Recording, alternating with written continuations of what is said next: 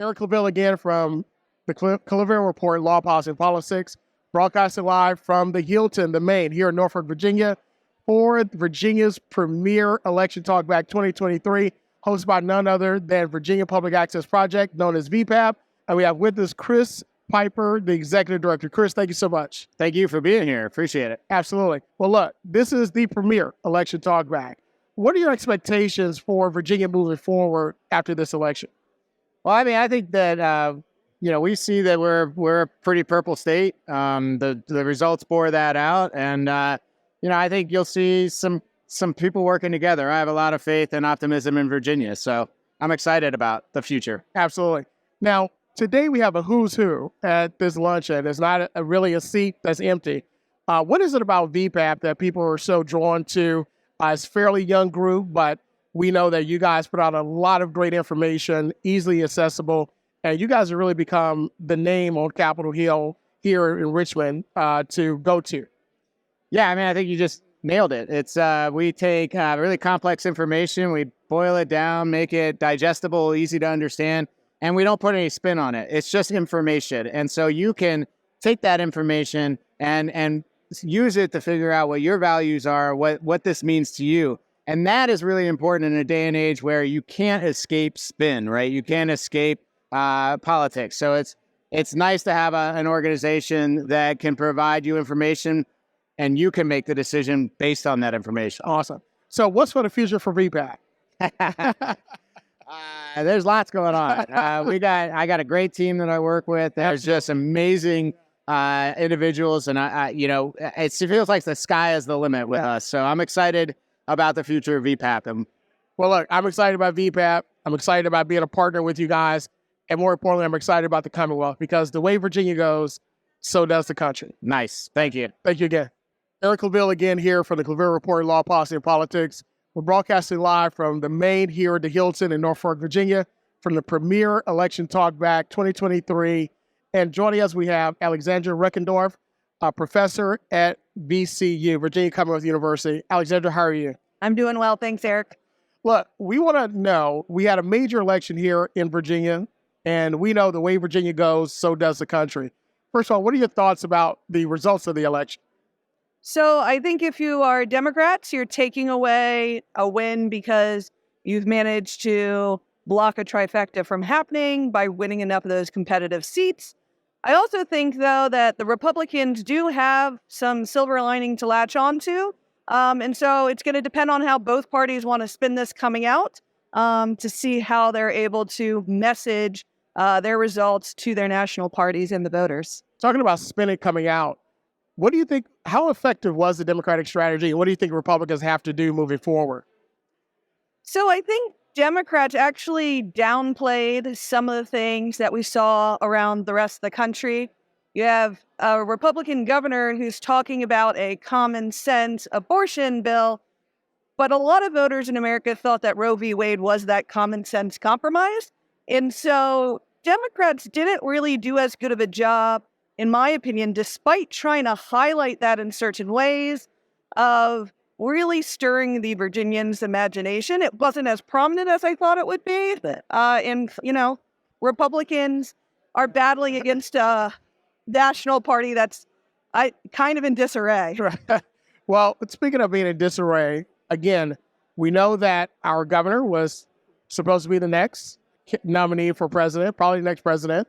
But now it seems like he's having to rethink things in the Republican Party. What do you think is the strategy moving forward for Republicans nationally and also Democrats? I mean, the Republican strategy is to get Donald Trump elected because he's going to be their nominee. Right? The primaries haven't happened. Something weird could happen. I don't really understand why Youngkin was ever positioned as an actual threat when like a dozen other people have not made much of a dent at all. And so the Republican Party is going to have to figure out how to just talk about Joe Biden and the economy and probably crime, right? Those are their things. Get away from the crazy. Well, last question, and I know you don't like to predict the future. No. But what does this election mean for Virginia moving forward? It means there's probably not going to be a whole lot that gets done. We have, two different parties. One passes bills, one signs bills. So if I'm the Democrats, I'm putting popular things in front of Youngkin and making him either make good on his moderate promises or make him come out against something that is popular in the Commonwealth and see how that fares. But I don't think a whole lot. Well, one thing we know, the future will come. Thank you again, Dr. Reckendorff. Thank you, Eric. Well, thank you again. You're joining us as we broadcast live from the premier Virginia talkback after the 2023 election. Joining us, we have with us the president and CEO of Visit Norfolk. Kurt, thank you so much for joining us. Eric, it's a pleasure to be here. Pleasure. Well, listen, you heard the talkback, you heard the experts. Hampton Roads is the epicenter of political power. What does that mean for the city of Norfolk and Hampton Roads? For both. The opportunity is enormous, but it's also going to be one of the greatest challenges that we've ever faced as a region. Because it's only a 2-vote differential, and we still have one party in control of the executive house, if you will. Vetoes could happen like that, but legislation that may not even get to the floor because of the control of the Democratic Party. So if we don't learn to cooperate together, then the power struggle doesn't matter. Yeah. And I really think that the opportunity for Virginia is enormous. Lessons that we could learn from Northern Virginia that's had the power wasn't even mentioned today. So there are lessons to learn, and how do we take advantage of that? Well, from a business standpoint, tourism, do you think that this is our opportunity, our window? For Hampton Roads? Absolutely. Absolutely. Believe me, I've already had conversations with the speaker and with Senator Lucas and just trying to say, hey, call me if you have a question on tourism and the value of the visitor economy, because it's huge. It's a $30 billion impact to the Commonwealth of Virginia. To Hampton Roads, it's a $6 billion impact. Billion. Well, listen, we thank you for your leadership. Thank you. As head of tourism here, and we're only looking forward to grow. I can't wait. Thanks so much. Thanks.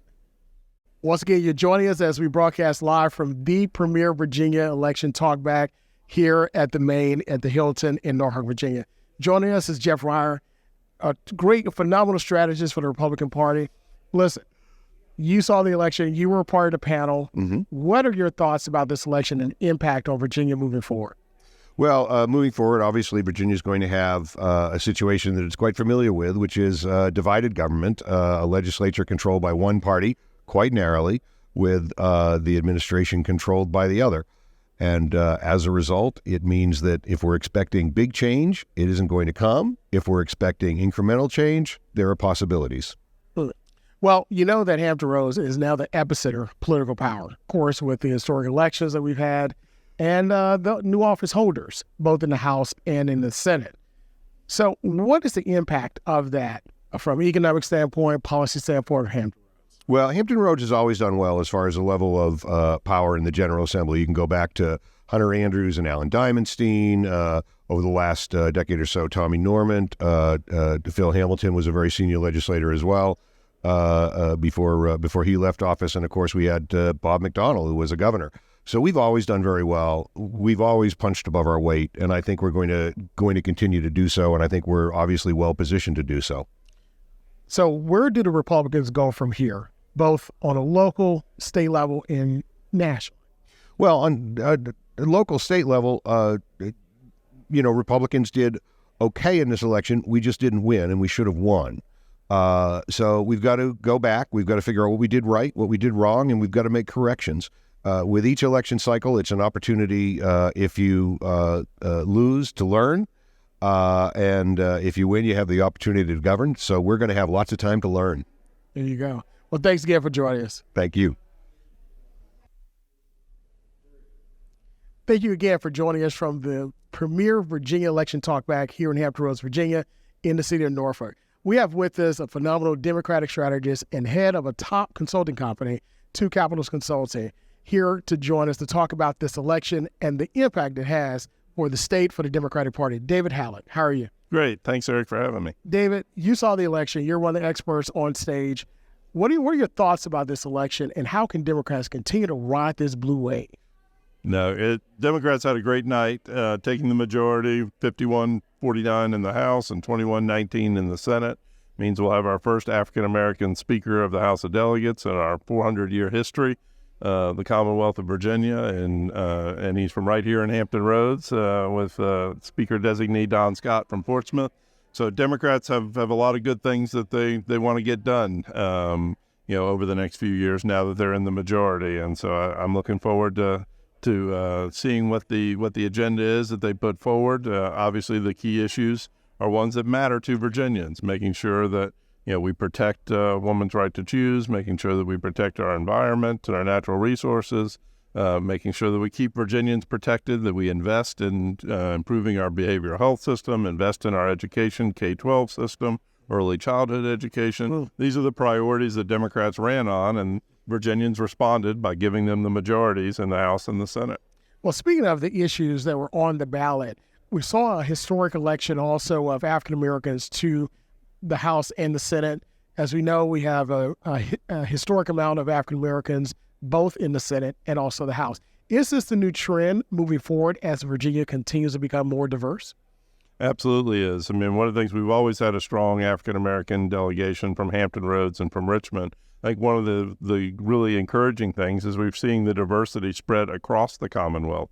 A number of the new African-American legislators are actually from Northern Virginia, winning in majority white seats in Northern Virginia. So we're breaking down the old paradigm that you have to be in a majority black seat in order to have a black legislator. We're seeing, black Virginians run in white districts and win across the Commonwealth.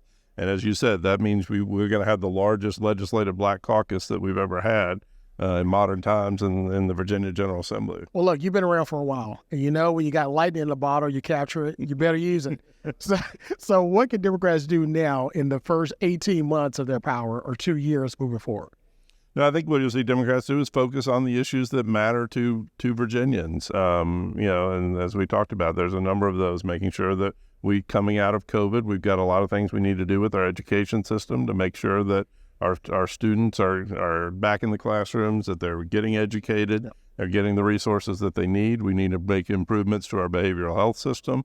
We have a serious mental health crisis, not just in Virginia, but in this country. And Democrats have ideas on how we make sure we improve that and improve the lives of the Virginians. And I think if they focus on these issues that matter to Virginians, they'll have great opportunities to expand their majorities in 2025. And we also have a governor's race up.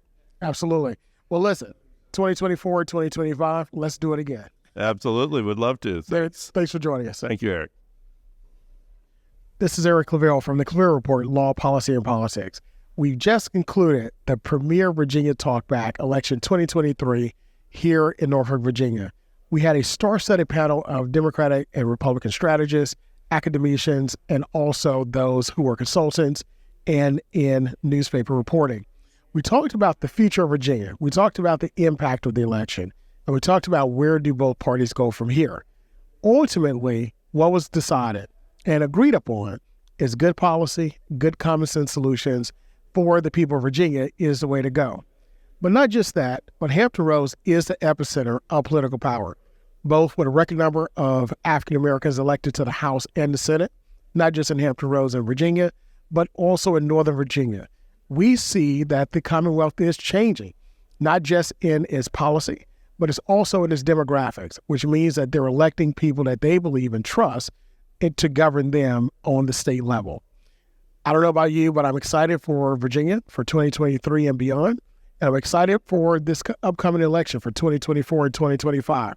Because as I've stated, and the country knows, as Virginia goes, so does the country.